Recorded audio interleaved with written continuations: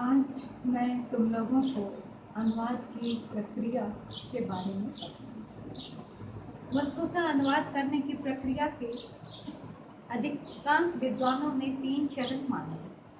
पहला पाठ विश्लेषण, दूसरा अंतरण और तीसरा पुनर्गठन। कुछ रूसी विचारकों ने 4 चरण माने हैं। वैसे मैं स्वयं अनुवाद की प्रक्रिया के 5 चरणों को मानने के पक्ष में हूँ। वस्तुतः अनुवाद जिस समय किया जाता है, वैसे भी जब मैं किसी का अनुवाद करने बैठी तो मैंने देखा कि स्पष्टता या अस्पष्टता अनुवादक को 5 चरणों से गुजरना पड़ता है। ये 5 चरण कौन कौन है, इनके बारे में मैं आप लोग को एक एक करके बताऊँ। पहला है पाठ पठन। सबसे पहला चरण है कि जिस पाठ का अनुवाद करना है उसको अच्छे से पढ़ लिया जाए। अनुवाद सामग्री को बढ़िया से हम पढ़ लें। यह पाठ पठन 2 दृष्टियों से किया जाता है, भाषिक अर्थ की दृष्टि से और दूसरा है वैश्विक अर्थ की दृष्टि से। पाठ पठन में हो सकता है कि कहीं भाषा कठिन हो और उसे अच्छी तरह समझने की आवश्यकता हो।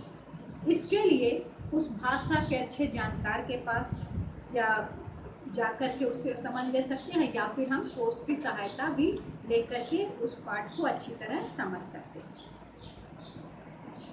इसके लिए ये दोनों तरीके अपनाए जा सकते हैं। ऐसे ही यह भी संभव है कि विषय की दुरूहता के कारण, यदि बहुत ज़्यादा क्लिष्ट विषय है, नीरस विषय है, कुछ समझ में नहीं आ रहा है, तो कारण कहीं पाठ समझ में नहीं भी आ गई, इसके लिए उस विषय के जानकार, पाठ जिस विषय से संबंधित है उस विषय के जानकार के पास हम जाएं और विषय की प्रामाणिक पुस्तकें जो हों उस विषय के संबंध में उनसे भी हम सहायता ले सकते हैं। तो इस प्रकार इन विभिन्न चरणों से, सीढ़ियों से गुजरकर हम उस विषय को अच्छी तरह से समझ सकते हैं।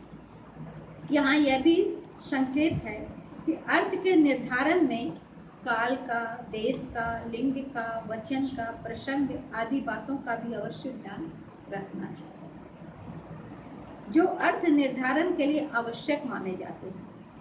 जैसे कि मैं आपको एक छोटा सा उदाहरण दे रही हूँ। यदि कोई व्यक्ति खाते समय में कहे सैंधव दो, तो सैंधव का 2 अर्थ होता है, नमक और घोड़ा।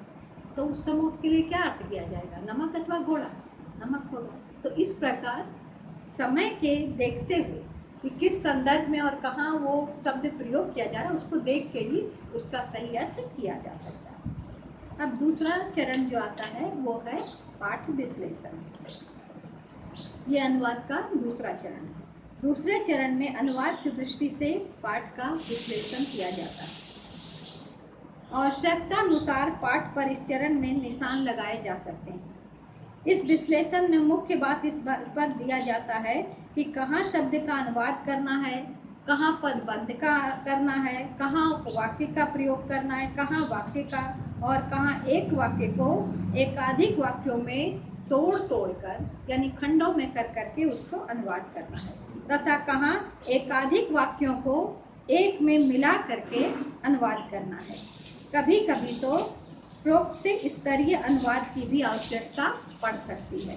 यानी होता है जैसे कि हम कोई शब्द है, कठिन शब्द है, तो उसको समझ नहीं सकते, तो उसको तोड़ तोड़ के समझाए जाते।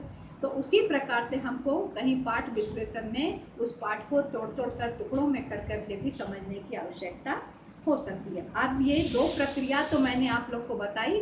अब तीसरा जो है वो अगले वीडियो में मैं आप लोगों को बताऊँगी।